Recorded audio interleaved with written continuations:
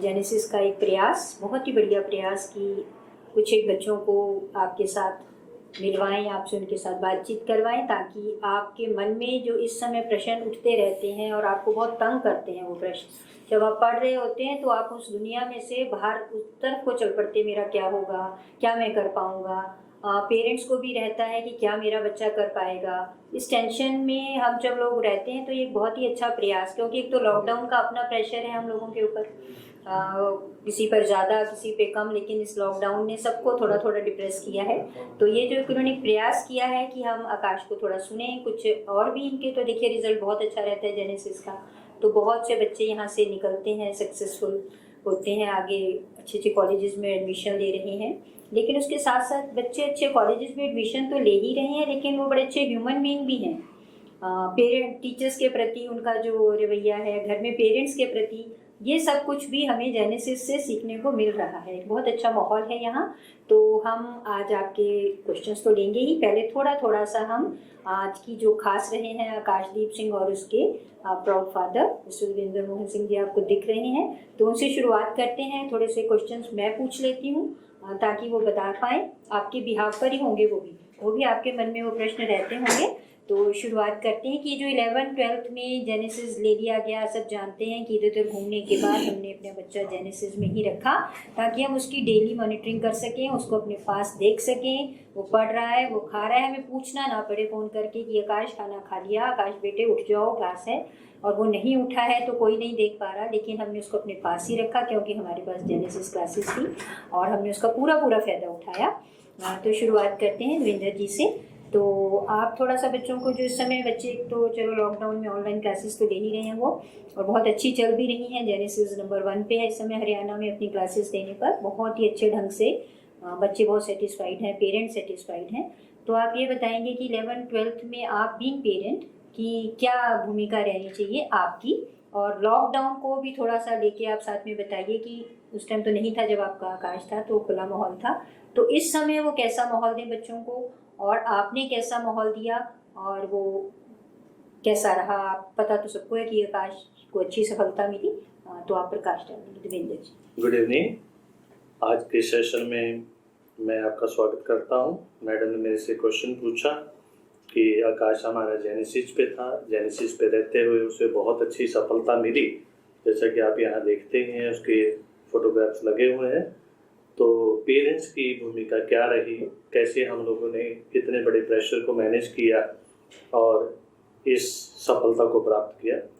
प्यारे बच्चों, सबसे पहले तो मैं ये बताना चाहूँगा कि मैंने जेनेसिस को चूज किया ही क्यों। उसके पीछे बहुत बड़ा लॉजिक था।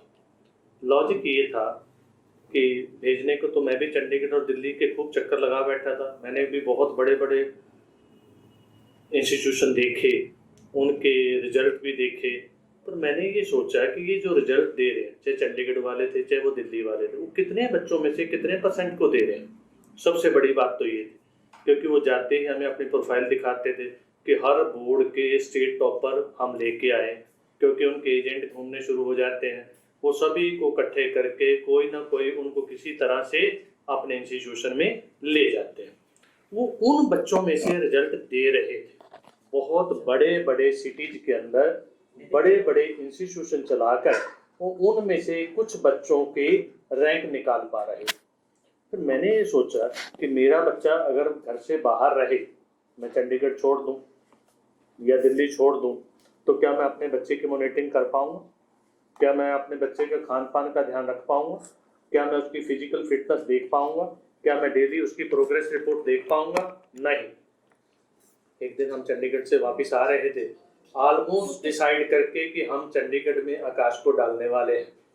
उसके साथी भी वहां जा चुके थे, मगर जब हमने गाड़ी में आते थे उसकी मम्मी और मैंने डिस्कशन किया, तो हम इस रिजल्ट पे पहुंचे कि हमें जेनेसिस के बारे में पता लगा कि करनाल में एक इंस्टीट्यूशन है जेनेसिस, मैं चलो वहां चलते। वहां हम डायरेक्ट चंडीगढ़ से आए, तो मैं उनके टीचर्स से मिला। उनके टीचर्स से मिलने के बाद मुझे ऐसा फील हुआ कि क्यों ना आकाश को अपने सामने जेनेसिस पे रखा जाए, क्योंकि यहाँ के टीचर बहुत मेहनती लगे और बाद में उन्होंने प्रूव भी किया कि वो वास्तव में बहुत मेहनती थे, डाउन टू अर्थ थे, बिल्कुल घर जैसा एटमॉस्फेयर था, उनका इतना बढ़िया टेस्टिंग सिस्टम था जब मुझे इन सभी बातों का पता लगा तो मैंने एकदम से अपना डिसीजन चेंज करके आकाश को जेनेसिस पे रखा। अब जेनेसिस पे रखने के बाद मैं ये भूल नहीं गया कि मैंने अपने बेटे को एक इंस्टीट्यूशन पे डाल दिया है, अब इंस्टीट्यूशन की जिम्मेवारी है कि मेरे बच्चे का रिजल्ट निकाल के दें। ऐसा नहीं किया।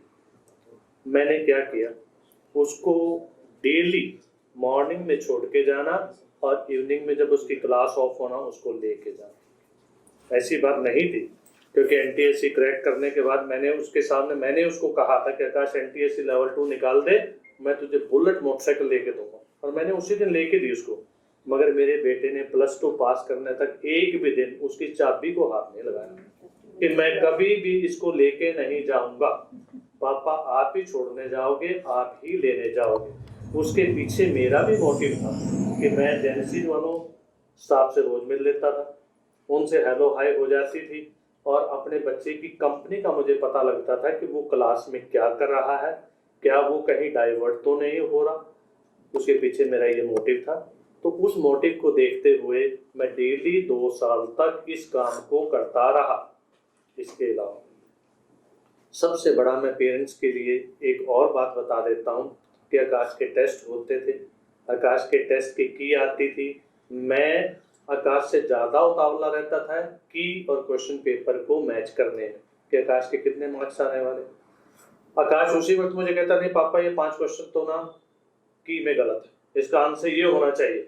हम उसी टाइम रिसर्च शुरू कर देते थे, और जब तक की को चेंज नहीं करवाते थे तब तक हमें संतुष्टि नहीं होती थी। 2 साल तक मैंने जेनेसिस वालों की वो हालत बना के रखी कि वो भी मेरे से तंग हो गए थे, सर आप इतनी पेन लेते हो।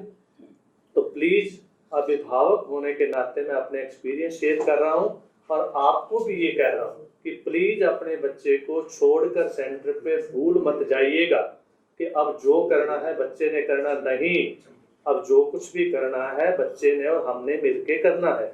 बच्चे के टाइम को हमने डबल करना है, उसकी हर पल पल हमने मदद करनी है। तो तभी आप इतने टफ एग्जाम को निकाल पाओगे, अपने बच्चे के लिए एक बहुत अच्छा रैंक निकाल पाओगे। वो आपका कलेक्टिव एफर्ट होगा। जेनेसिस तो अपना प्रयास दिन रात करते, वो कोई कसर नहीं छोड़े, ना टेस्ट में, ना उसकी एवेल्युएशन में, ना बच्चों को पढ़ाने में। आज लॉकडाउन चल रहा है, लॉकडाउन हुआ उसके बाद अनलॉक हुआ, ठीक है कि अनफॉर्चुनेटली अभी जितने भी एजुकेशन इंस्टीट्यूशन हैं वो अभी सारे लॉकडाउन की श्रेणी में है, वो सभी अभी बंद है, और शायद अभी पता नहीं कितना टाइम और ना खुल पाए। और यहाँ पर जेनेसिस ने जो प्रयास किया है आप लोगों के लिए ऑनलाइन स्टडी का, वो एक सराहनीय प्रयास है। मैं चाहूँगा कि आप उसको बहुत माइन्यूटली जज करें, उनके द्वारा दिए गए काम को, उनके द्वारा डिलीवर किए गए लेक्चर्स को, so that you can get maximum benefit out of that. ये ऐसे लोग हैं, मैं इनकी प्रशंसा इसलिए नहीं कर रहा कि उन्होंने मुझे यहाँ पर बुलाया, मैं इसलिए कर रहा हूँ कि उन्होंने 2 साल मेरे साथ करके दिखाया कि जब भी हमने उनको कॉल किया, जब भी हमने उनके सामने डाउट रखा, जब भी उनके सामने हमने कोई भी क्वेश्चन पुट अप किया, विद इन फ्यू मिनट्स उन्होंने हमें उसका आंसर दिया। चाहे वो बायो वाले सर थे, चाहे वो जोलॉजी वाले सर थे, चाहे वो नवनीत सर थे, चाहे हमारे जतेंद्र अलावत जी थे, very very cooperative people, and in my view they are highly dedicated to their profession. और यही कारण है कि हर साल जेनेसिस के बच्चे एक छोटे से शहर, करनाल एक बहुत छोटा शहर, अगर आप दिल्ली और चंडीगढ़ और कोटा से कंपैरिजन करोगे ना तो आप पाओगे कि हम एक गांव में रहते हैं। एक गांव में एक इंस्टीट्यूशन का होना और उसमें इतना बड़ा मुकाम हासिल करना, हर साल उस परसेंटेज को बढ़ाते जाना, चाहे वो उनका आईआईटी में हो, चाहे उनका नीट के थ्रू हो या एम्स के थ्रू हो, ये कोई छोटी बात नहीं। हमारे करनाल का सौभाग्य है, हमारे जैसे पेरेंट्स का सौभाग्य है कि हमारे बच्चों को वो इतने अच्छे अच्छे इंस्टीट्यूशन में भेज रहे हैं।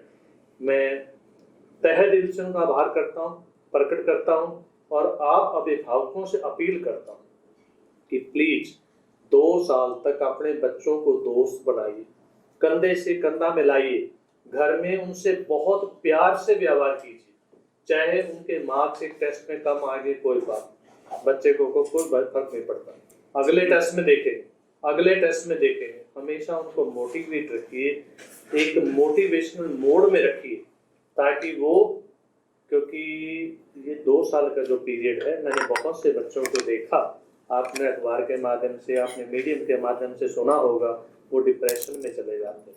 डिप्रेशन में जाने के बाद बच्चा कोई भी कदम उठा सकता है। हमने बच्चे को डिप्रेस नहीं होने देना, क्योंकि +2 का एग्जाम और एक मुकाम हासिल करना, चाहे IIT के लिए हो या नीट के लिए हो, यही हमारे जीवन का आखिरी लक्ष्य नहीं, लक्ष्य है मगर जीवन का आखिरी लक्ष्य नहीं। जीवन अपने आप में बहुत बड़ी चीज है। तो मैं गारंटी करता हूँ कि अगर अभिभावक बच्चे का साथ दे, घर में और घर के बाहर, इस मुकाम को हासिल करने में आपको किसी भी प्रकार की समस्या नहीं आएगी, ऐसा मेरा मानना है। क्योंकि मेरा भी यही सोचना था जब मैं देखता था। अभी बातचीत चलेगी तो मैं बताऊंगा कि हम लोगों ने कैसे अपने आप को एक टारगेट में सेट किया, वो टारगेट हमने क्यों सेट किया, हम किससे प्रोत्साहित हुए, हमारा गोल क्या था और हमने उस गोल को कैसे अचीव किया। कुछ बता चुका हूँ, कुछ अभी बताता हूँ। Thank you sir. तो जैसे सर ने बताया कि हालांकि आकाश के पापा का जो सब्जेक्ट है वो सोशल साइंसेज से रिलेटेड है, फिर भी उसकी को देखना, कुछ पेरेंट्स सोचते हैं कि हमें थोड़ी साइंस आती है, हम क्या करेंगे, तो साइंस सब्जेक्ट्स हैं। ऐसे कोई बात नहीं है, आप उसके साथ लिंक्ड रहिए, बच्चे से पूछिए बेटा की आ गई, आपको कितना लगता है, कितना आप स्कोर करेंगे, ठीक स्कोर कर रहा है। इतना भी आप इग्नोरेंट मत बनिए कि हमें तो साइंस आती नहीं, हम तो देखिए देख नहीं सकते, बच्चा कर रहा है ठीक है, जेनेसिस जाता है, ऐसा कुछ नहीं होता। यदि देवेंद्र जी खुद सोशल साइंसेज के रहकर, आपके पास आजकल गूगल है, सब कुछ है, फिर जैसे आकाश ने कहना कि नहीं पापा मुझे लगता है कि की में ये आंसर है, मेरा ये आंसर है, तो वो उसी टाइम क्वेश्चन गूगल पे डालते, उस पर भी नहीं मिलता तो फिर टीचर को फ़ोन करते। बायो वाली टीचर जैसे बाहर से आते थे उन दिनों दिल्ली से, तो वो वहाँ भी फ़ोन उठाते और बहुत ही अच्छे ढंग से रिस्पॉन्स रहता है जेनेसिस का। तो ये सब जो चीज़ें थी ये पेरेंट्स ने लगना है। और बीइंग मदर, मैं जैसे आकाशदीप के साथ रही, तो आकाशदीप का ये कहता था कि उससे हमने पूछना आकाश कितने नंबर आएंगे, तो आकाश ने जितने बताने उससे कम ही आते थे। तो हम कहते थे आकाश तू हमेशा ऐसे क्यों कहता, कहता मेरा तो टारगेट वही था ना, और मैंने उस टारगेट को अपने मन में माना कि मैंने कर लिया है, अब थोड़े कम आ गए कोई बात नहीं। तो मतलब खुश रहता था हमेशा, उसने कभी आके नहीं वो मेरे तो गलत हो गए, ओ वो मेरे तो आज नंबर नहीं आएंगे, ऐसा कुछ नहीं था। कॉम्पिटिटर्स थे, शांतनु था, बहुत अच्छे अच्छे बच्चे थे इसके साथ। एक बच्चा था तरुण, अरुण, तो जैसे वो बच्चा था इतना खुश बच्चा, मतलब हमेशा शरारत के मूड में, लेकिन बहुत अच्छा किया उसने भी। तो हर बच्चा अपनी तरह का है, आप अपने आप को कहीं भी नीचे मत आंकिए, आप भी बहुत अच्छा करने वाले हैं। अब हम थोड़ा सा आकाशदीप से पूछते हैं कि आपकी क्या तरह की प्रेपरेशंस रही, जेनेसिस का क्या रोल रहा, पेरेंट्स का क्या रोल रहा, क्या लगा कि पेरेंट्स का ये रोल होना चाहिए, कितना होना चाहिए, कहीं आपको ऐसा तो नहीं लगा कि ज़रूरत से ज़्यादा तो नहीं लगा कभी ऐसा, या आपको लगा कि नहीं ऐसा ही था इसीलिए मैं सक्सेसफुल हो पाया। 2 बातें आप बताएंगे, जेनेसिस का रोल भी बताएंगे, अपनी सेल्फ स्टडी का भी। तो थोड़ा सा अब आप बताइए 11th-12th में आपका कैसा रहा एक्सपीरियंस। जितने भी मैंने एग्ज़ाम्स क्वालिफाई किए हैं, जैसे कि आपने सुना है एम्स, KVPY, जितमर हो गया, वो सब जेनेसिस के कारण ही हुआ है। जैसे कि अब हम किसी भी एग्ज़ाम की प्रिपरेशन कर रहे हैं तो उसके 2 स्टेप्स होते हैं, एक होता है पढ़ना, दूसरा होता है टेस्टिंग। तो इसमें बैलेंस बनाना बहुत ज़रूरी है। जैसे कि आप देखते हैं हर चीज़ में बैलेंस होता है, जैसे कि फिजिक्स में आपने कोई पुलिया क्वेश्चन है उसमें बैलेंस करना है, केमिस्ट्री में आपने इक्वेशंस बैलेंस करनी है, तो इसलिए आपको टेस्टिंग और नॉलेज दोनों में बैलेंस रखना ज़रूरी है। अगर आप सिर्फ नॉलेज ही गेन करते रहोगे तो फिर आप टेस्टिंग नहीं करोगे तो आप धीरे धीरे सब कुछ भूल जाओगे, और सिर्फ टेस्टिंग पे जोर दोगे तो जो आपका वीक है उसको कभी पढ़ ही नहीं पाओगे आप। तो जो जेनेसिस है उसने इसमें बैलेंस बना के रखा टेस्टिंग और नॉलेज में। 7 डेज होते हैं वीक में, तो 6 डेज वो क्लासेस लगाते थे और हर वीक एक टेस्ट होता ही होता था, कभी कभार तो 3-4 भी हो जाते थे, पर वो हमारे अच्छे के लिए था। तो जेनेसिस ने बैलेंस बना के रखा जिसके कारण हम भी पेपर में पूरी माइंड और बॉडी बैलेंस बना के गए और अच्छा करके आए पेपर। अब 11th-12th में बात करें पेरेंट्स की, तो पेरेंट्स ने तो दिन रात साथ दिया है, और 11th से लेकर 12th तक मम्मी पापा ही मेरे को छोड़ते थे और लेके आते थे, और इन्होंने ही मेरा सब कुछ ध्यान रखा है, जैसे कि सुबह खाना देना जल्दी, फिर रात को भी देना अगर पढ़ रहा हूँ तो खाना वगैरह, और पढ़ाई में भी हेल्प करी, जैसे कि क्वेश्चंस ले आए, जिस दिन मैं नहीं जा पाया उस दिन के क्वेश्चन पेपर ले आए, नोट्स ले आए दोस्त से, प्रिंट करा दिए। तो जितना रोल टीचर्स का था उतना भी पेरेंट्स का था। मेरा तो बस पढ़ने का था और टेस्ट देने का था। सब मेजर रोल तो इन्हीं का ही है। और जेनेसिस ने बहुत ही अच्छा काम किया है बैलेंस बनाने का नॉलेज और टेस्टिंग में। तो मैं कहूँगा कि जेनेसिस एक करनाल में सबसे बढ़िया इंस्टीट्यूट है। तो ये बैलेंस बनाना जो था कि टेस्टिंग भी होती रहे और बच्चे पढ़ते भी रहें, कुछ भी चीज़ ओवर ना हो जाए। और जो पढ़ाई का शेड्यूल रहा आकाश की, जो आप तो क्वेश्चन मुझे लगता है कि आप बच्चे तैयार कर ही रहे हैं, क्या रैंक्स रही और वो कितने घंटे पढ़ता था, तो हम चाहेंगे कि वो साथ साथ ही आकाश देगा। मैं पूछती जाऊँगी। तो जैसे कि एक बच्चे ने बहुत ही अच्छा कि फ्रस्ट्रेशन होती थी तो क्या करते थे? कभी कभी फ्रस्ट्रेशन भी तो हो जाती है ना, आप बार बार ट्राई कर रहे हैं, आप उस रैंक तक नहीं आ पा रहे हैं, या आप न्यूमेरिकल है या फिजिक्स है, वो कभी कभी आपको लग रहा है कि तो आ ही नहीं रही, मैं जितनी कोशिश कर रहा हूँ, केमिस्ट्री का वो टॉपिक तो क्लियर ही नहीं हो पा रहा, मेरी तो रैंक आ ही नहीं रही, इतनी कोशिश के बावजूद भी। तो कभी कभी तो फ्रस्ट्रेशन होती होगी। और आकाश, फिर आप उससे कैसे बाहर आते थे? अगर रैंक की बात करें पेपर में, तो एक चीज़ तो आपको ठान के रखनी है कि जो कंपटीशन है आपका किसी और से नहीं है, अपने आप से ही है।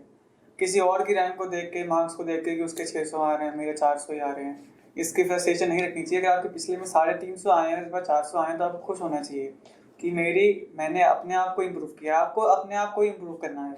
हाँ, फ्रस्ट्रेशन की बात की जाए तो कुछ होते हैं टॉपिक्स फिजिक्स वगैरह के, केमिस्ट्री के, जो जितनी बार भी समझ ही नहीं आते हैं, समझने की कोशिश करो, तो उसमें आपको अपने दोस्तों की मदद लेनी है। जैसे कि जो 600 वाला मार्क्स है उसको तो समझ आ रहे हैं ना, और वो आपके साथ ही पढ़ रहा है, उसको कोई और टीचर तो नहीं पढ़ा रहा, पर उसको समझ आ रहे हैं। तो मैं कहना चाहूँगा कि आपको हर एक को अपना दोस्त बनाना है। वो नहीं कि आपके 400 नंबर आ रहे हैं तो आपके सिर्फ 400 नंबर वाले दोस्त हैं, उनको भी समझ नहीं आया, हमको भी समझ नहीं आया, तो समझ लो कि किसी को समझ नहीं आया। ये मान के नहीं चलना है, आपको 600 नंबर वाले को भी अपना दोस्त बनाना है, और जो खुद को समझ नहीं आ रहा उससे मदद करनी है, उससे मदद मांगनी है। फिर भी अगर वो नहीं कर पाए तो टीचर्स तो हैं ही आपके पास, वो दिन रात अवेलेबल होते हैं, उनसे आप अपने टॉपिक्स क्लियर कर सकते हैं। तो आपका कहना है कि फ्रस्ट्रेट होना ही नहीं है, कुछ फ्रस्ट्रेशन होने वाली कोई सिचुएशन है ही नहीं, है ना?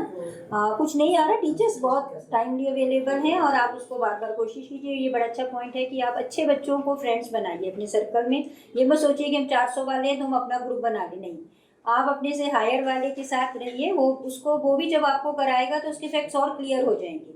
ऐसा कुछ नहीं होता जब आप दोस्त हैं कि वो कुछ छुपाएगा आपको, नहीं, क्योंकि टीचर तो है ही, आप टीचर से पूछ लेंगे। दोस्त से थोड़ा ये होता है, टीचर से कई बार आप शाय फील करते हो कि क्लास में लगेगा कि मुझे इसे समझ नहीं आ रहा, मैं नहीं पूछता, तो ये जो आपकी शाय है वो फ्रेंड्स में तो नहीं होती। तो आप अपने अच्छे फ्रेंड्स बनाइए, जो आपसे हाई रैंक आपको लग रहा है दे रहे हैं, उनके साथ ही। तो बच्चे कह रहे हैं कि जैसे कि आप पढ़ पढ़ के फ्रस्ट्रेट हो गया बच्चा, आपको रैंक नहीं आ रही, थक रहा है, तो बच्चे के साथ पेरेंट्स का उस समय कैसा होना चाहिए, उन्हें उस चीज़ के साथ कैसे टैकल करना है, बच्चे को इस चीज़ से कैसे पॉजिटिवली बाहर लाना है?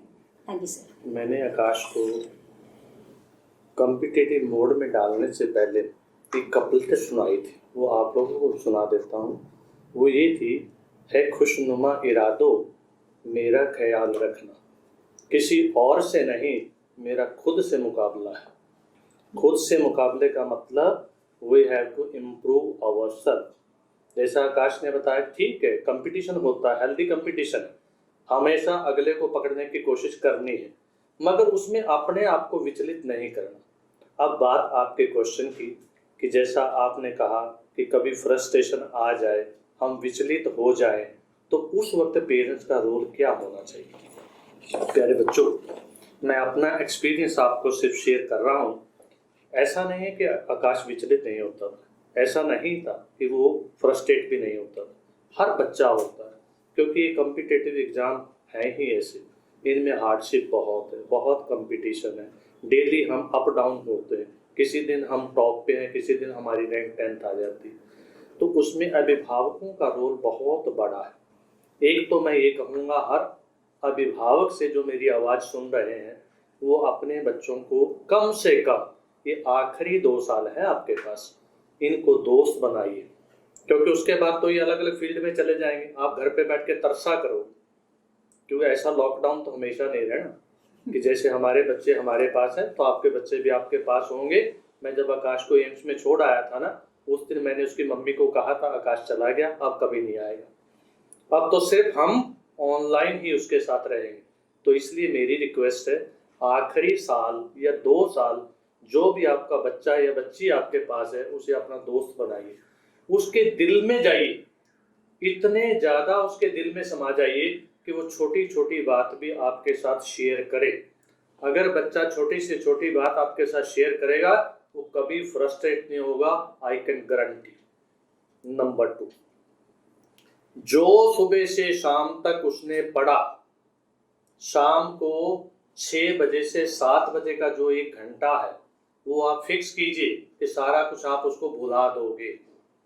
बुलाने का मतलब ये है कि आप उसके साथ इतना इन्वॉल्व होगे, जैसा कि मैंने किया हुआ था। अपने घर की छत के ऊपर एक बैडमिंटन कोर्ट बनवाया मैंने स्पेशल। 6 बजे से 7 बजे तक आकाश और मैं दोनों वहीं पर रहते थे। इतना पसीना बहा देते थे 1 घंटे के अंदर कि आकाश को भूल जाता था कि आज मैंने फिजिक्स में क्या पढ़ा, केमिस्ट्री में क्या पढ़ा, बायो में क्या पढ़ा, मैथ में क्या पढ़ा। वो इतना रिलैक्स हो जाता था कि उसके बाद नहा धोकर फ्रेश होकर वो दोबारा से अपनी स्टडी में लग जाता था। बच्चे को फ्रस्ट्रेशन का मौका ही क्यों देते हो आप? इतनी इन्वॉल्वमेंट अपनी उसके साथ रखिए कि उसको फ्रस्ट्रेशन का ख्याल ही ना। पर थोड़ा सा सर ये होता है कि सब बच्चे एट द टॉप नहीं है, कुछ मीडियोकर्स हैं, और ये जो फ्रस्ट्रेशन है मुझे लगता है कि मीडियोकर बच्चों को ज़्यादा खींच लेती है, क्योंकि वो भी टॉप पे आना चाहते हैं। उनके पेरेंट्स भी प्रेशराइज करते हैं कि उसको देखो उसको देखो। ये जो कंपैरिजन है पेरेंट्स का, ये बच्चों को, और ये ना चाहते हुए भी पेरेंट्स की ज़ुबान पर वो कंट्रोल भी करना चाहें तो 2 मिनट कंट्रोल करने के बाद तीसरी बार उनकी ज़ुबान पर ही आता है कि उनके बेटे को भी तो देखो, उनके वो भी तो कर रहा है तो तुम क्यों नहीं, हमके तुम्हें कम फैसिलिटी दे रहे हैं, हम भी तो तुम्हें उसी वहीं पढ़ा रहे हैं, तुम्हें वही सारी फैसिलिटीज़ हैं, वो कर पा रहे हैं तुम नहीं कर पा रहे हो। तो ये वाला जो पॉइंट है पेरेंट्स का, ये कहीं ना कहीं बच्चों को बहुत हर्ट करता है, नेचुरल है, करता ही है। तो इन बातों की कोई महत्वता नहीं होती, उन्हें करने दीजिए, बस वो सिंसियरली और ईमानदारी से पढ़ें, ये आपने उनको देखना है। फल ईश्वर देता है। देखिए हम तो कुरुक्षेत्र के साथ रहते हैं, गीता है कहती है कि आप कर्म कीजिए, फल तो ईश्वर ने ही देना है। आप इतना प्रेशराइज प्लीज़ बच्चों को ना कीजिए, खुश रहिए। और माँ का तो खासकर ये रोल होना चाहिए हंसाने का, गुदगुदाने का। बच्चा पढ़ रहा है उसको बिल्कुल ईजी मूड में रखिए, कोई ज़रूरत नहीं होती। मतलब कभी कभी आकाश की रैंक कम आती थी या शांतनु को पकड़ने की कोशिश करता था हमेशा, तो जब शांतनु ऊपर होता तो मैं ज़्यादा खुश होती थी। मैंने कहा वाह, इस बार शांतनु को उसकी मेहनत का अच्छे से फल मिल गया। तो we should be happy for everyone. हर एक के पेरेंट्स कोशिश कर रहे हैं, हर बच्चा कोशिश कर रहा है, तो हमें ना तो बच्चे के मन में दूसरों के प्रति नेगेटिविटी लानी है। अच्छा सा माहौल बना के रखिए, फ्रस्ट्रेशन नाम का वर्ड ही निकाल दीजिए। बच्चे कहाँ फ्रस्ट्रेशन होते हैं, ये उम्र आपकी खेलने कूदने की भी है, कीजिए, मेहनत भी कीजिए, लेकिन इन चीज़ों से दूर रहिए। बिल्कुल नेगेटिविटी आपने अपने दिमाग में नहीं लानी। हाँ, जैसे बच्चे ये सोचते हैं कि हमारा तो NTSC नहीं हुआ या KVPY फर्स्ट लेवल नहीं हो पाया, तो क्या हम अच्छा नहीं कर पाएंगे नीट में या JEE में या IIT में? तो आकाश क्या लगता है आपको? किसी एक एग्ज़ाम को पास करने से हमें बाकी सब एग्ज़ाम्स की टिकट नहीं मिल जाती कि आपने NTSC किया तो आपको इसमें भी सीट दे देंगे, इसमें भी सीट दे देंगे। NTSC तो मान लीजिए कि आप एक अलग गेम है। अगर 10 गेम्स हैं तो NTSC उसमें एक गेम है, पर हर गेम का एक ही प्राइस है।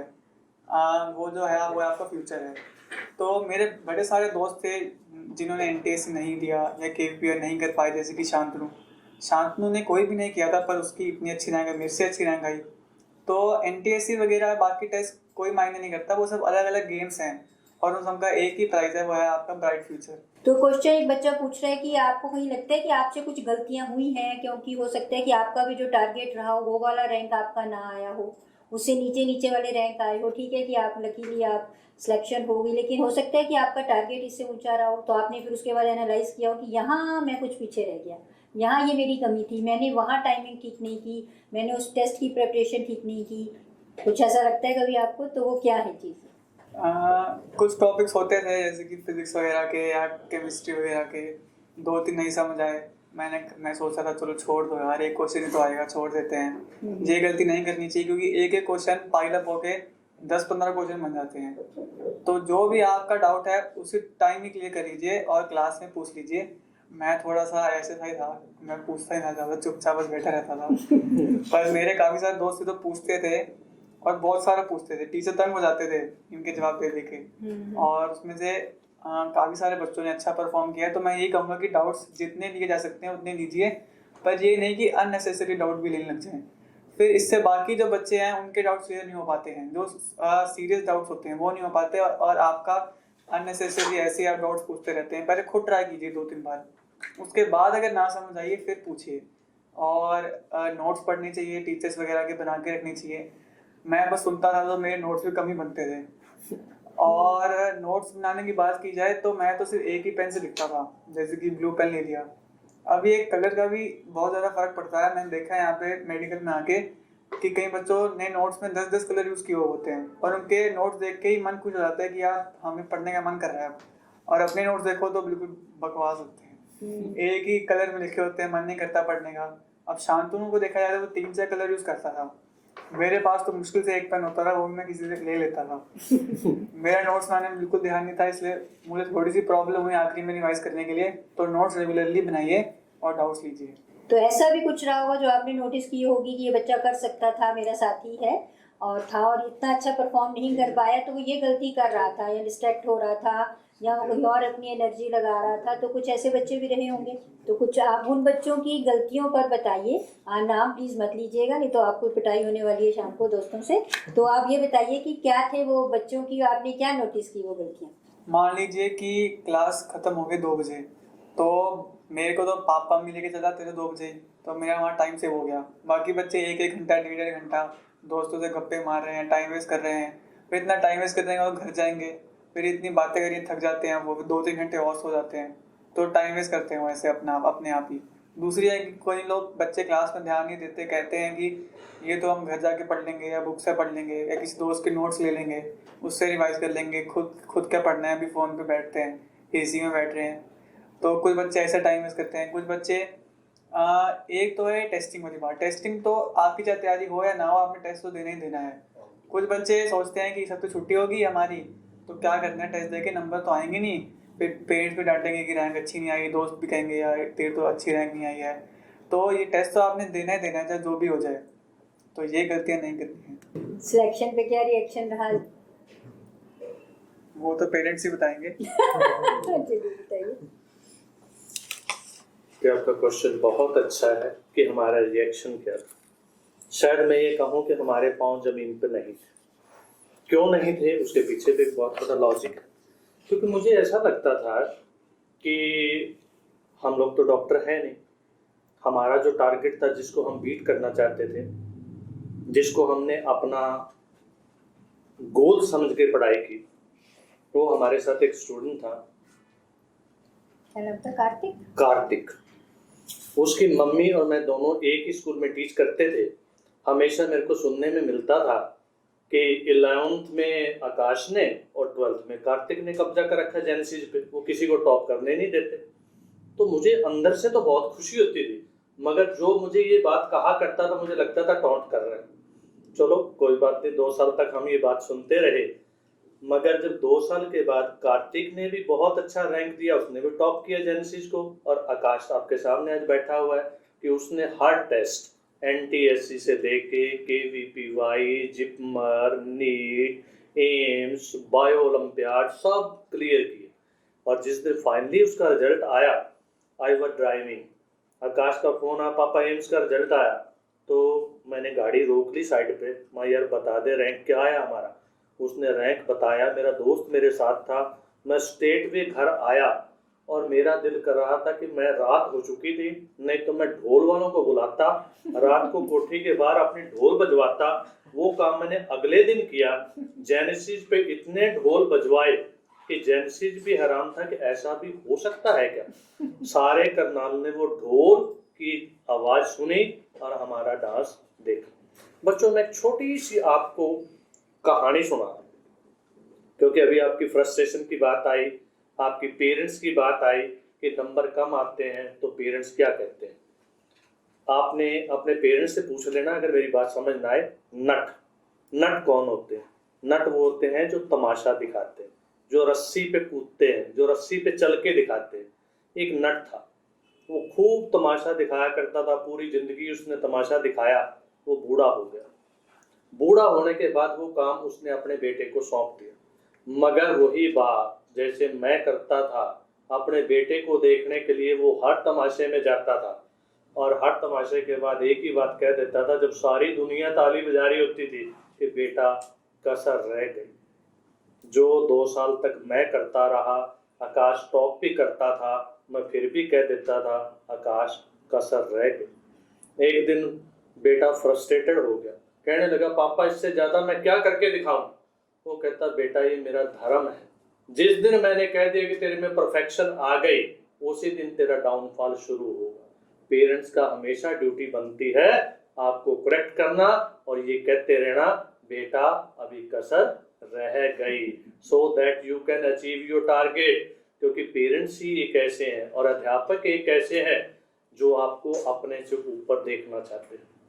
एक मैंने रिसर्च और की जेनेसिस पे रहते हुए, उस रिसर्च पे थोड़ा सा प्रकाश डाल देता हूँ कि पिछले साल का आप रिजल्ट उठाइए, IITN, एम्स और नीट में जितने बच्चे गए उनका संबंध एक कम्युनिटी से था।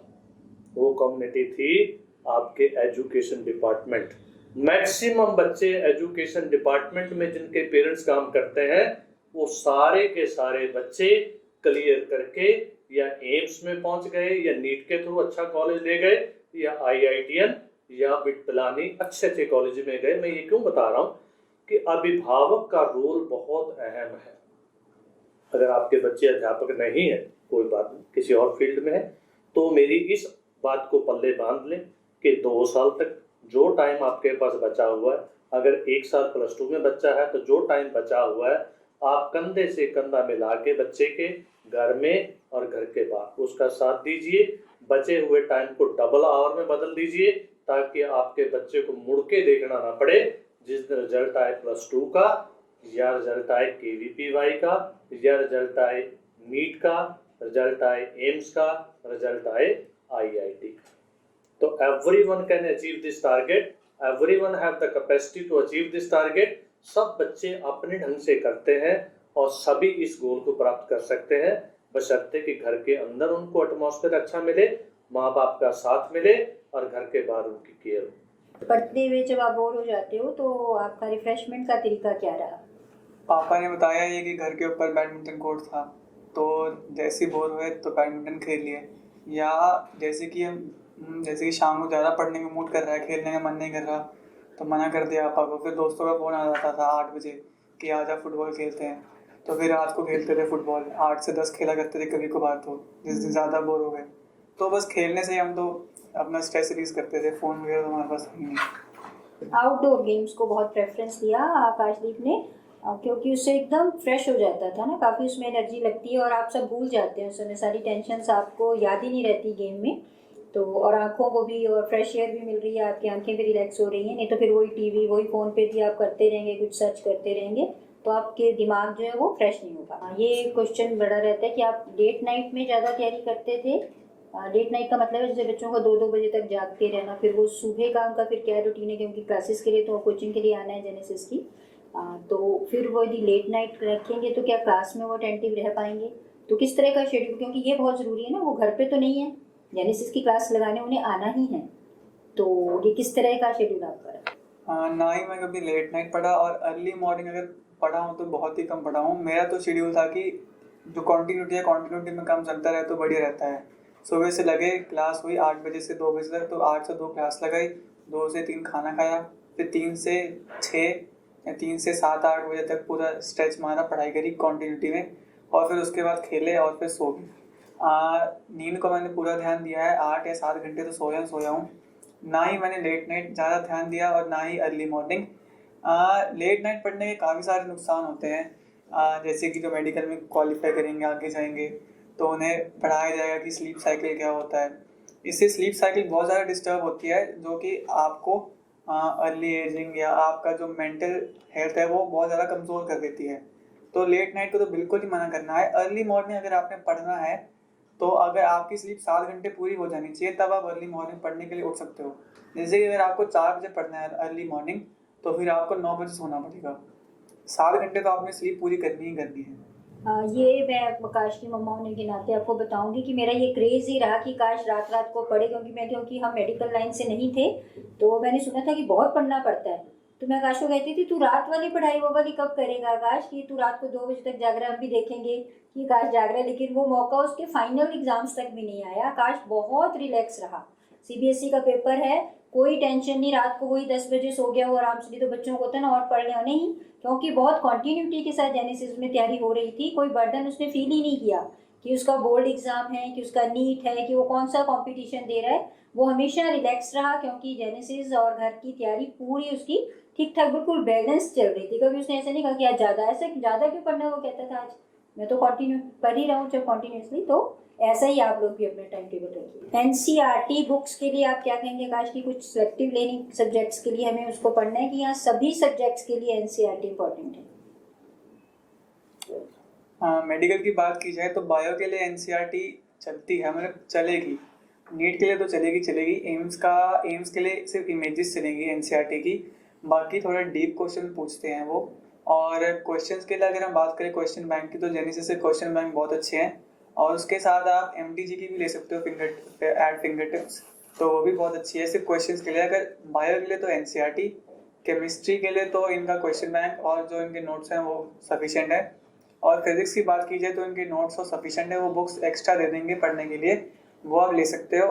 पर फिजिक्स के जो एडिशनल क्वेश्चंस होते हैं, एडिशनल क्वेश्चंस काफ़ी अच्छे होते हैं, उनको ट्राई करना चाहिए। और बुक्स तो जेनेसिस प्रोवाइड करेगा ही करेगा। पहले कौन सा मोबाइल था और अब कौन सा है? पहले तो कोई मोबाइल नहीं था, अभी मैंने पहला ही लिया अपना, वो है वन प्लस। सोशल मीडिया जब इतना हावी हो रहा है कि हर बच्चा फेसबुक पे और इंस्टाग्राम और पता नहीं क्या क्या है, व्हाट्सएप ग्रुप्स हैं बच्चों के, तो आपका कभी नहीं मन हुआ उन चीज़ों को देखने का, करने का, इन्वॉल्व होने का? कैसे आपने से अलूफ रखा अपने आप को?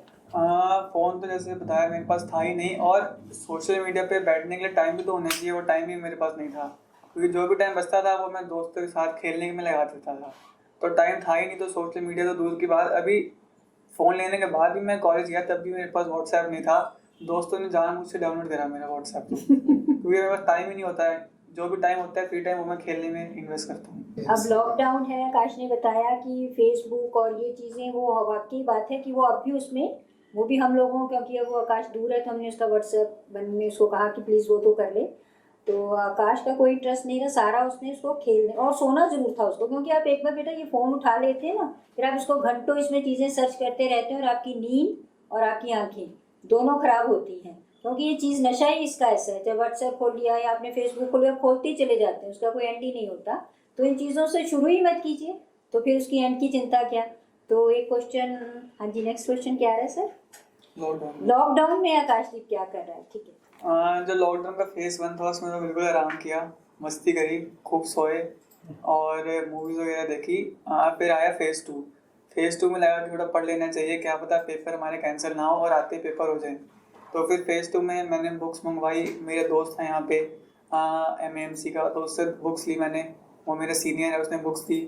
फिर पढ़ाई शुरू करी, दोबारा से रिविजन शुरू करी, ऑनलाइन कोर्सेज ज्वाइन करे, उससे अपनी नॉलेज बढ़ाई।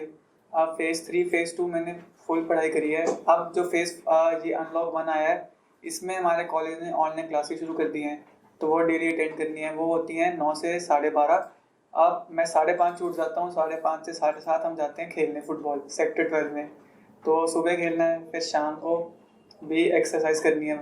तो मेरा पूरा शेड्यूल पूरा बिजी है, पर कोई भी सोशल मीडिया का इस्तेमाल नहीं करता। जो ऑनलाइन और जो ऑफलाइन वाली क्लासेस थी, जो आपकी रेगुलर क्लासेस होती हैं, देखो उसमें तो और ही मज़ा है। आप आ रहे हैं, तैयार हो रहे हैं, शूज़ पहने हैं, आप घर पर ही हैं, आप कुछ भी नहीं कर रहे हैं, बस बेड पे लेटे लेटे आपके सामने चल रहा है, आप उसको सुने जा रहे हैं। मतलब एक एक्टिव मोड में नहीं आ पाते बच्चे, ऐसा लग रहा है ना हमें भी कि ये तो बहुत ईजी हो गया कि आप बेड पे बैठे बैठे ही क्लास आ रही है, आप उसको सुन रहे हैं, ना तो टीचर आपको टोक रहा है कि आप ठीक होके बैठिए, आप सुन क्यों नहीं रही। मतलब काफ़ी चेंज हो गया। तो इसको आप कैसे ले रहे हैं? किस तरह से बच्चों को इसमें इन्वॉल्व होना चाहिए, किस तरह से इसका फ़ायदा उठाना चाहिए जो क्लासेस आ रही हैं? पेरेंट्स का इसमें क्या रोल रहेगा? पहले कार से पूछ लेते हैं, फिर उसके पापा से। अगर अभी 11th-12th की ऑनलाइन क्लासेस की बात करें तो इसमें तो मेन जो पॉइंट है वो है सेल्फ मोटिवेशन। अपने आप को सेल्फ मोटिवेट रखे कि हमें पढ़ना ही पढ़ना है ऑनलाइन क्लासेस में। एक बात करूँगा कि फ़ोन को अपने दूर रखिए, फ़ोन को अपने मम्मी पापा को कह दीजिए कि कहीं छिपा के रखें, ताकि मेरे को ढूंढने पे भी ना मिले। तो इससे आपको कोई और डिस्ट्रैक्शन का कोई पॉइंट नहीं मिलेगा। और अपने आप को सेल्फ मोटिवेट रखिए, कॉपी वगैरह पेन रखिए, सब सॉल्व करिए, नोट्स बनाएं। और कॉलेज की बात की जाए तो हमें खुद ही पढ़ाना होता है, तो इसमें हम कुछ आराम नहीं कर सकते, और इसमें बहुत फ़ायदा है कि अटेंडेंस मिलती रहती है घर बैठे। सोशल मीडिया की बात चल रही है तो थोड़ा प्रकाश मैं भी डाल देता हूँ। कि एनटीएससी आकाश ने क्रैक +2 अभी देने के लिए हम लोग गुरुग्राम जा रहे थे, तो मैंने आकाश को एक बात कही, मैं आकाश मेरी बहुत इच्छा है कि तू एनटीएससी लेवल 2 क्रैक करके दिखा और इसमें बहुत बढ़िया रैंक निकाल के दिखा, तो मुझे आखिरी साल जिस दिन तेरा रिजल्ट आएगा मैं तुझे बुलेट मोटरसाइकिल लेके दूंगा, क्योंकि चलाने की इच्छा तो मेरी खुद की थी, सच्चाई तो ये थी। तो इसने क्रैक किया, बहुत बढ़िया रैंक निकाल के लाया, मैंने उसी वक्त जाके बुलेट मोटरसाइकिल खरीदी। आकाश इतना पक्का रहा कि 11th और 12th 2 साल तक इसने चाबी को हाथ नहीं लगाया, खूब मैंने चलाई, आज भी मैं चला रहा हूँ, अप डाउन करने के लिए इसका उसी का यूज किया मैंने। और रही बात सोशल मीडिया की, बच्चों सोशल मीडिया वास्तव में मैं नहीं मानता कितना बुरा है, अगर उसका सही यूज किया जाए तो उसमें सीखने को भी बहुत कुछ है। जैसे अब क्लास आकाश की लगती है, मगर मेरी आदत वही है कि आज भी मैं जा के देखता रहता हूँ कि आकाश पढ़ा रहा है, कि आकाश पढ़ रहा है, कहीं ये तो नहीं कि अटेंडेंस के लिए सोशल मीडिया पे तो क्लास चल रही है, आकाश सोया पड़ा हो। मगर हमारे महात्मा जी की कैसी आदत है कि एक बार सीधे चौकड़ी मार के बैठ गए तो वैसे बैठे रहते जैसे महात्मा खुद बैठा हो, ना तो उन्होंने झुकना, ना उन्होंने हिलना, ना पीठ लगानी कहीं भी। और उसकी मम्मी मेरे साथ कंपैरिजन करती रहती है कि आप तो 5 मिनट भी सीधे नहीं बैठते, और वो सारा दिन बैठा रहता है। बच्चों ऐसी आदत डालिए, क्योंकि बहुत हार्ड है life, hard in the sense you have to put very hard work in coming years, not only in 11th and 12th. After that, when you will achieve your target, you are going to get admission in IIT, you are going to get admission in AIMS, you are going to get admission in NEET. You have to put much hour as compared to you are putting today. तो इसलिए आदत आज से डाल लीजिए। हम ये कहते रहते हैं कि ठीक है कि ये क्रैक कर ले, ये क्रैक कर ले, बस उसके बाद लाइफ जो है बहुत स्मूथ हो जाएगी, ऐसा नहीं। हर स्टेप के ऊपर आपको हार्ड वर्क करना है। सोशल मीडिया का प्रयोग कीजिए, मैं ये नहीं कहता कि, मगर अच्छे काम के लिए कीजिए। उसको खोल के जैसे व्हाट्सएप, फेसबुक, ये बुक, टिकटॉक, फलाना ढिकड़ा मुकड़ा ये मत देखिए, सिर्फ अपने काम पे कंसंट्रेट कीजिए। जैसे मैंने शायद आपको नहीं बताया, फिर भी बता देता हूँ। हम जब बच्चे थे तो हमारे टाइम में ये ट्रांसपोर्टेशन के साधन इतने नहीं थे, लोग तांगे पे सवारी करते थे। उसके अंदर घोड़ा होता है या घोड़ी होती है, आपने मम्मी पापा से पूछिए कि घोड़े वाला या तांगे वाला, उस घोड़े की आंखों पे चमड़े के 2 ऐसे वो लगा देता है कि घोड़ा बिल्कुल सीधा देखे, दाएं बाएं ना देखे। अगर उसने दाएं बाएं देख लिया वो तांगे को कभी नहीं खींचेगा। आप बिल्कुल उस घोड़े से प्रेरित होइए, उस तांगे वाले से प्रेरणा लीजिए कि उसने घोड़े की आंखों के दोनों साइड चमड़े के टुकड़े क्यों लगा रखे, आप भी प्लीज लगा लीजिए। बिल्कुल सीधे टारगेट पे देखिए। जैसे मैंने बताया कि हमने कार्तिक के सिवाय किसी को नहीं देखा, कि अगर कार्तिक KVPY कर सकता है, अगर कार्तिक NTSC कर सकता है, अगर कार्तिक एम्स क्रैक कर सकता है, तो हम क्यों नहीं कर सकते। हमने उसको टारगेट किया, और कुछ मैं ये नहीं कहता कि हमने उसको हर जगह बीट किया, कहीं हम उससे पीछे रहे, कहीं हम उससे आगे रहे। आप अपना एक टारगेट सेट कर लीजिए, अपना एक गोल सेट कर लीजिए, और उस गोल को अचीव करने के लिए जितनी आपके अंदर ताकत है पूरी ताकत झोंक दीजिए। वो दिन दूर नहीं जब आकाश की जगह आप बैठे होंगे, आपके अभिभावक बैठे होंगे, वो भी मेरी तरह ऐसे ही लोगों को गाइड कर रहे होंगे, अपना एक्सपीरियंस बता रहे होंगे। कोई मुश्किल काम नहीं। सेल्फ स्टडी का बहुत बड़ा रोल रहता है। बेशक हम बहुत सारा श्रेय जेनेसिस को देते हैं, लेकिन जेनेसिस तो सभी बच्चों को एक सा पढ़ा रहा है, वो कोई पार्शियलिटी नहीं करता कि आकाश को ज़्यादा टाइम दे और किसी और बच्चे को कम। तो फिर कुछ बच्चे थोड़ा सा क्यों अच्छी परफॉर्मेंस नहीं कर पाते, मुझे लगता है कि इसमें कहीं ना कहीं सेल्फ स्टडी का भी बहुत रोल है। तो आकाश, आप कैसे सेल्फ स्टडी को कर रहे थे अपने, कैसे आपने की अपनी सेल्फ स्टडी? सेल्फ स्टडी मैंने 6th या 7th क्लास से शुरू कर दी थी। स्कूल आए तो 6th-7th में तो क्या ही होता था, होमवर्क 1-2 घंटे पढ़ते रहे, पर करते सेल्फ स्टडी थे और कंसंट्रेशन से करते थे। अब 1-2 घंटे धीरे धीरे 2-3 हो गए, 2-3 से 4-5 हो गए, अब 12th तक वो 6-7 घंटे तक आ गए। तो सेल्फ स्टडी के लिए आपको शुरू से करना पड़ेगा। मतलब ऐसे नहीं है कि एक ही आपने दिन किया, एक ही दिन से आपका 6-7 घंटे की सेल्फ स्टडी बन गई, बैठने की वो बन गई प्रैक्टिस। तो प्रैक्टिस आपको शुरुआत से करनी पड़ेगी सेल्फ स्टडी के लिए। और मैं 11th-12th में 5-6 घंटे सेल्फ स्टडी करता था, पर जितनी करता था फुल करता था। ऐसे नहीं कि बैठे हुए हैं कि रात खोल के रात को फ़ोन पे लगे हुए हैं, घर वाले सोच रहे हैं कि सेल्फ स्टडी कर रहा है, तो ऐसा कभी नहीं करना, अपने आप से कभी धोखा नहीं देना है। हाँ, ऐसा तो बहुत बार हो जाता था। आकाश का जो टारगेट रहता था उससे कई बार नंबर कम आ जाते थे। यहाँ ऐसा होता है ना, बाइफरकेट होता है कि बायो में इतने आ रहे हैं, फिजिक्स में इतना कर रहे हैं स्कोर, और बड़े अच्छे से आता था वो सारा ना पेपर होता था जब जेनेसिस का, तो सब्जेक्ट वाइज बड़ा अच्छा आता था। वो पूरी लिस्ट आती थी किस बच्चे ने किस सब्जेक्ट में कितने मार्क्स लिए, तो कंपैरिजन तो होता ही था। तो आकाश, आपको भी कभी कभी लगता होगा ना किसी सब्जेक्ट में आप कम परफॉर्म कर रहे हैं, कभी कम नंबर आ रहे हैं, तो फिर कैसे करते थे आप? उसका क्या रिएक्शन रहता था आपको उसमें? टेंशन तो मैंने बिल्कुल भी नहीं ली। अगर नंबर कम आया चलो ठीक है, अगली बार देख लेंगे। आखिरी पेपर तो है नहीं, आखिरी पेपर तो हमारा नीट और एम्स ही हैं। ये पेपर तो हमारे सिर्फ प्रिपरेशन के लिए है। अगर इसमें गलती होगी तो अच्छी बात है, क्योंकि अगर हमारे सब में अच्छे नंबर आते रहेंगे, हम सोचेंगे अब तो हमें क्या जरूरत पढ़ने की, नंबर तो आ ही रहे हैं, उसमें भी मार लेंगे नंबर। पर अगर आपके जब तक आपको फेलियर नहीं मिलता तब तक आप कोशिश करोगे ही नहीं। तो बुरे नंबर आना भी एक अच्छी चीज़ है कि आपके बुरे नंबर भी आ रहे हैं, पर ये नहीं कि आपके हर बार ही बुरे नंबर आ रहे हैं, फिर वो तो गलत हो जाएगा। तो अच्छे नंबर के साथ आपके कभी कभार 1-2 रैंक नीचे भी आनी चाहिए, ताकि आपको लगे कि नहीं इस बार कुछ गलती हो गई है, इसको इम्प्रूव करना है। एक छोटी सी बात मैं यहाँ और ऐड कर देता हूँ कि आकाश आज एम्स में है, मगर आकाश कभी भी मेडिकल में डॉक्टर बनना नहीं चाहता। आकाश एक टारगेट लेके चला था right from the first day 11th class से कि मुझे KVPY क्रैक करना है और IISc बेंगलोर में मुझे एडमिशन लेना है। उसने ऐसा ही किया। KVPY में टॉप रैंकर था वो जेनेसिस का, और उसका एडमिशन 100% पक्का था। एडमिशन हुआ उसका बेंगलोर में IISc में, मगर मेरे मन में कुछ और चल रहा था, उसके मन में कुछ और चल रहा था। तो मेरे बेटे ने मेरी रिक्वेस्ट पे आपने उस टारगेट का भी, जिसको अचीव कर चुका था, उसका त्याग किया, क्योंकि मैंने उसको इतना मोटिवेट कर दिया कि मेरे परिवार में जितने भी डॉक्टर हैं सारे विदेश भाग गए, प्लीज़ तू मेडिकल में जा। तो मैंने उसको मना कर मेडिकल में डाला। उसने फिर मेरे सामने एक शर्त रख दी कि पापा मैं मेडिकल में चला जाता हूँ मगर मैं प्रैक्टिस नहीं करूँगा। तो कोई बात नहीं, मैंने उसकी शर्त मान ली। मुझे पता है कि जब वो 8 साल करेगा तो ऑटोमेटिकली प्रैक्टिस करने की आदत उसको खुद हो जाएगी। तो उसने मेडिकल और नॉन मेडिकल दोनों में जेनेसिस में इतना बढ़िया परफॉर्म किया कि जब आपका लेवल 1 होता है इसका इंजीनियरिंग का, लेवल 1 में भी हमने 98 पॉइंट समथिंग अचीव किए थे।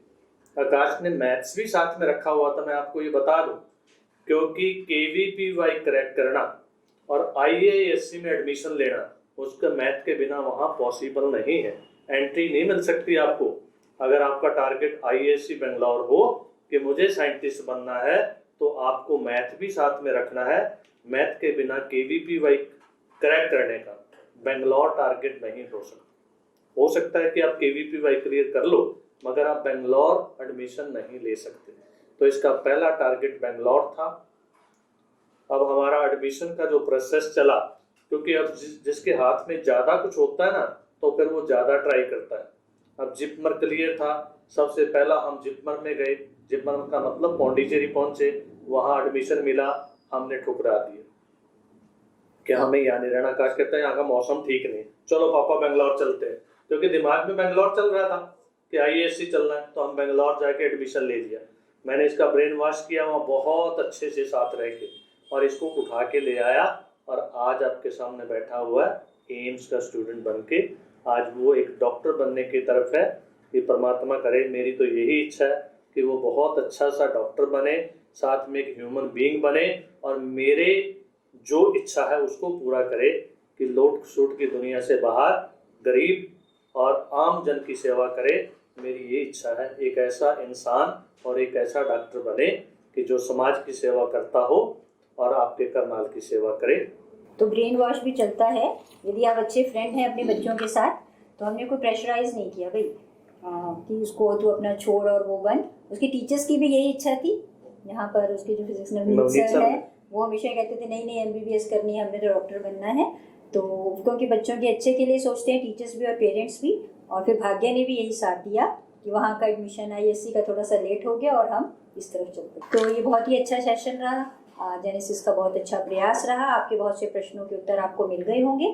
तो बी पॉजिटिव, बड़े प्यार से पढ़िए, ईमानदारी से पढ़िए, अपने साथ ईमानदार रहें। आकाश अपने साथ ईमानदार रहा, किसी को धोखा ना दीजिए कि आप फ़ोन पे कर कुछ रहे हैं और पढ़ नहीं रहे हैं, ये बिल्कुल मत रखिए। माँ बाप तो हमेशा आपके लिए हैं, parents are always for you. So great thanks to Genesis. ये बहुत सारा इसमें जो श्रेय है वो जेनेसिस क्लासेस को ही जाता है। जो कुछ भी हो रहा है, यदि आज ये सेमिनार हो रहा है हमारा, इसका भी और मेरे बच्चे की सक्सेस का भी।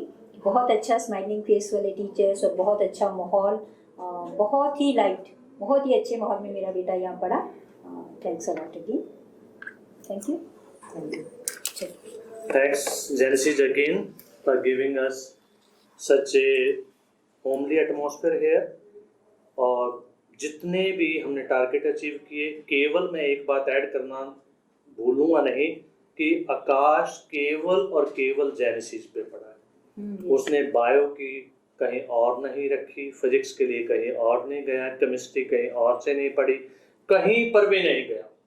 सबसे बड़ी बात तो यह है कि वो किसी और टीचर के पास नहीं गया, केवल और केवल जेनेसिस के टीचर्स के सहयोग से वो इस मुकाम पे पहुंचा कि आज उसका कोई भी टेस्ट ऐसा बाकी नहीं रहा जिसका हमें पश्चाताप हो कि यार उसका तो ये हुआ था, हमारा नहीं हुआ। आज हमारे, वो कहते हैं ना कि so many feather in our head, तो आज हमारे हेड में वो सारे तमगे लगे हुए हैं और जेनेसिस की वजह से हैं।